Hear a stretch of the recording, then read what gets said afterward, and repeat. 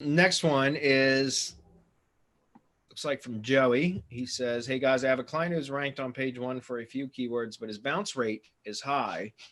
So now he wants to change the layout and content up on these pages. As he says, rankings don't matter if everyone just bounces.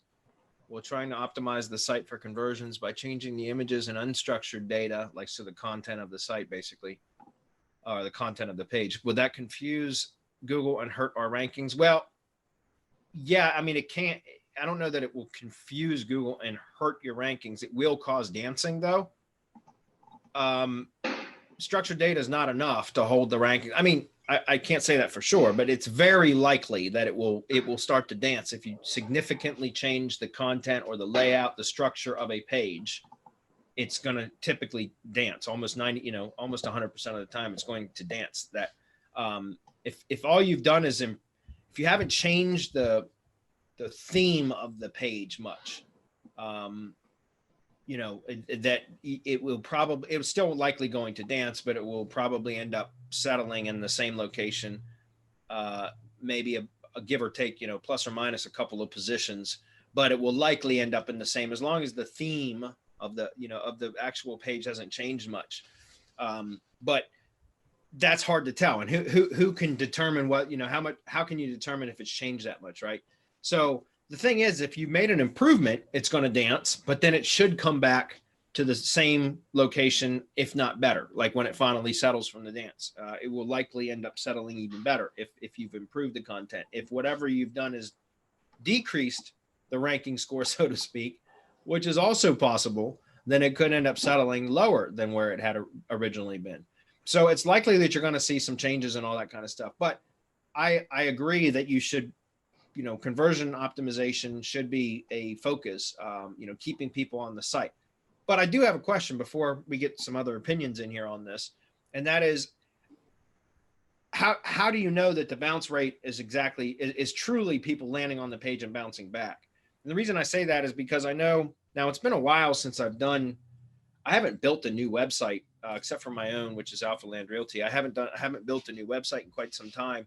So I know there used to be a known bug with Google Analytics that you would add just a snippet of code to the analytics, the universal analytics tracking code, that would change what they called what was event timing or something like that. It was a way to prevent people that landed on the page and then clicked the back button within a certain amount of time from being counted as a back or a bounce, because they stayed on the page for 2 seconds or something like that. I can't remember exactly what it was. If I went back into my files, I could find the specific code and the parameters for what it changed. But I know that there was some known bugs in that. That may have very well been fixed, because it's been probably a year and a half, 2 years since I've had to actually install that. But I know that there had been some known issues from that. So I would just question, first of all, have you validated that that is indeed true bounce traffic, number one? And number two, if that is the case, then, I do agree that you should be working on trying to keep people on the site. And there's a lot of little things that you can do to make them dwell on the page or even scroll a bit. All of those things will actually prevent a bounce from triggering. Right, dwell time, scroll depth, like those are taking some sort of engagement, like a link click or something like that. Those all will prevent it from registering as a bounce. Marco, do you have any comments for him or anybody else for that matter? Yeah, the one thing here also is are you in a niche that naturally has high bounce rates?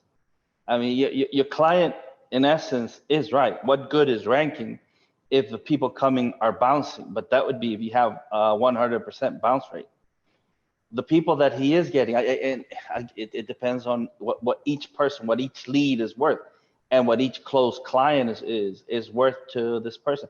All of that needs to be taken into account before you make changes to a page that's ranking number one for keywords. So there has to be a heat map on that website so that you can know what people are doing on your website and why they're exiting.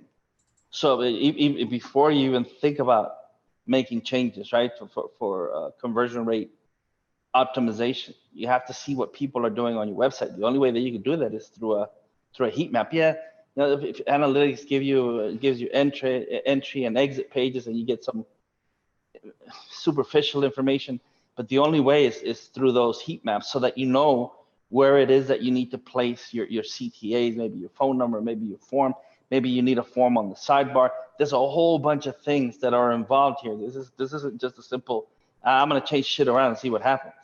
No, because then once you do make the changes, you could even increase the bounce rate if you're not sure what it is that people are doing on your website.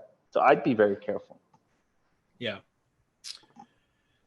Let's see. I think they would call it an event tracking code or something like that. I can't remember. That was anyways, for analytics, it was a known bug, but yeah, I still have it, but there's also a plugin, reduce bounce rate.